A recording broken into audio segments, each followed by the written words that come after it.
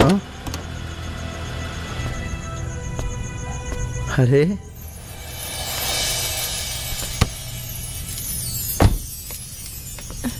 आई हे काम करा तू जा।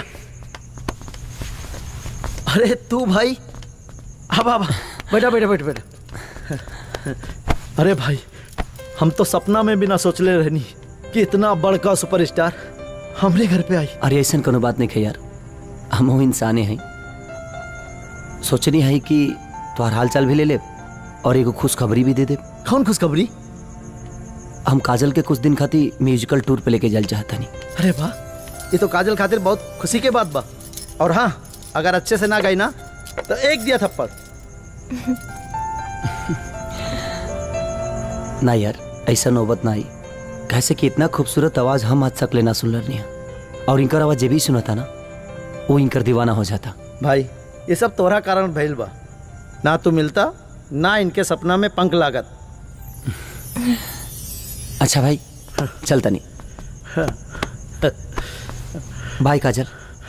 आवत रहिए भैया। हाँ हाँ बिल्कुल बिल्कुल।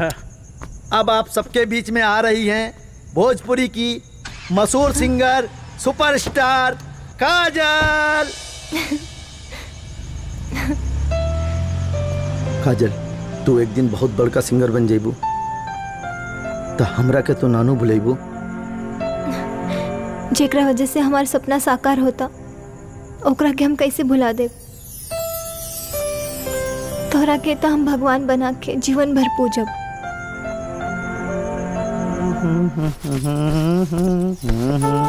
मुन्ना, क्या बात है, आज तो बड़ा सज धज के कहीं बाहर जा तड़ू का? हाँ मुन्ना, बाहर तो जाए के बा, पर अकेले ना, तोहरा साथे। कहीं बाहर जाके दोनों जने खाना खाइल जाए। और मुन्ना, तोरा से कुछ जरूरी बात भी करे के बा। जरूरी बात? तब बतावा। ये है ना, बाहर चल के। तुलसी, आज ना, आज हमरा के बहुत जरूरी काम बा, फिर कभू चलल जाए।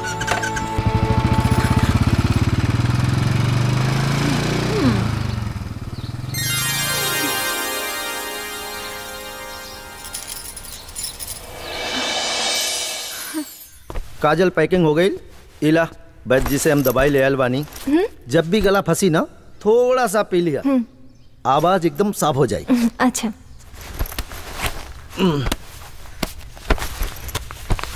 और इला थोड़ा सा पैसा रख ला, अपने लिए एगो अच्छा सा ड्रेस खरीद लिया। स्टेज पे अच्छा कपड़ा पहन के जेबू ना तब बहुत अच्छा लगी।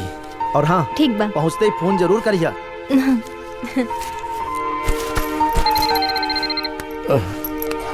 अरे वाह, खेसारी बाबू के फोन आ गई। हाँ? लावतिया वाह। हेलो। अच्छा, केसारी जी हमनी के ऑफिस बुलाव ताड़े, फिर एयरपोर्ट चल जाए। लिया वाह, हमरा के दे। हाँ। हेलो। हाँ भाई, हम काजल के लेके तोरा ऑफिस पहुंच जाता नहीं।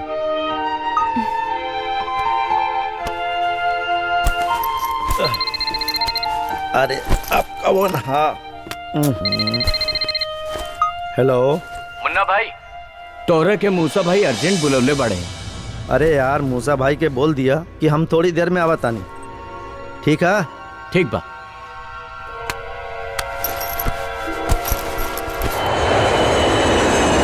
तोरा के बोले रही ना कि हमरा लगे अभी टाइम नहीं खे। तू 2-3 दिन के बाद हमके फोन करा, हम ओकरा बारे में सोचब। सॉरी भाई, आवे में थोड़ा लेट हो गई। नहीं का काम बा? वो जौन कानपुर के प्लॉट हमने के खाली करवैले रहनी, वो बिल्डर कुछ पैसा देवे में आनाकानी करत रहा। तोहरा आवे में लेट होत रहा तो असलम के भेज दिली वो काम करे खातिर। जा तू जा। जी भाई। अहमद। जी भाई। आज पहला बार हमके ऐसा लागत था कि मुन्ना हमरा से कुछ छुपा रहा बा।